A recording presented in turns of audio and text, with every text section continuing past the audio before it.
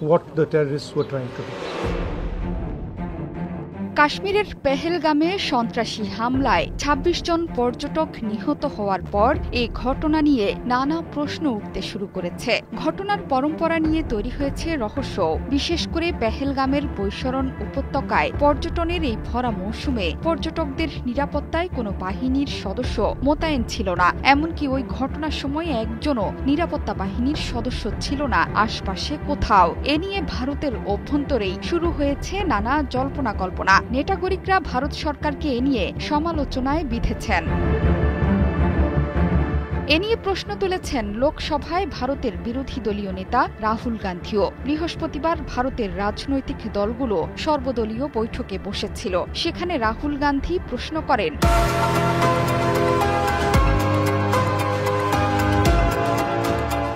পর্যটকদের নিরাপত্তায় কেন কোনো নিরাপত্তা বাহিনীর সদস্য ছিল না? এ সময় একই প্রশ্ন করেন বিরোধী দলের অন্যান্য নেতারাও। তারা জিজ্ঞেস করেন যে বৈশারণ তৃণভূমিতে ২৬ জন প্রাণ হারালেন, ওই সময় সেনা সদস্যরা কোথায় ছিলেন? এ প্রশ্নের জবাব দেয়া হয় ভারত সরকারের পক্ষ থেকে।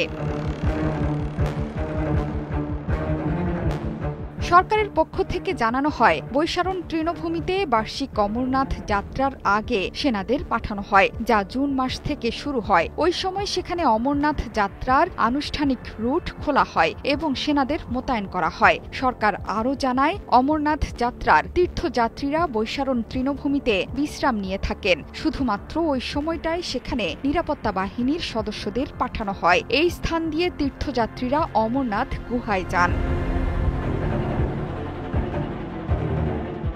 সর্বদলীয় বৈঠকে সরকারের পক্ষ থেকে আরও জানানো হয়, স্থানীয় ট্যুরিস্ট অপারেটরগুলো গত ২০ এপ্রিল থেকেই সেখানে পর্যটকদের নেওয়া শুরু করেছিল। অমরনাথ যাত্রা শুরু হতে এখনও অনেক সময় বাকি থাকায় সেখানে কোনো সেনা বা নিরাপত্তা বাহিনীর সদস্যদের মোতায়েন করা হয়নি।